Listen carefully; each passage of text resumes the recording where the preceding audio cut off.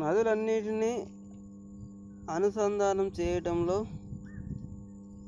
పాటుగా అన్ని నదులను అనుసంధానం చేయటం, వరద నీటిని నిల్వ చేసేందుకు స్మార్ట్ వాటర్వేస్ గ్రిడ్ ఏర్పాటు, కరువు ప్రాంతాల రైతులకు ఆ నీటిని మళ్లించి రిజర్వాయర్లు నిర్మాణం మరియు త్రాగునీరు కల్పన. 2 సంవత్సరాల వ్యవధిలో ప్రతి గ్రామానికి రక్షిత మంచినీటి కల్పన. ప్రతి గ్రామంలో మంచినీరు 2 సంవత్సరాల టైం ఇవ్వండి.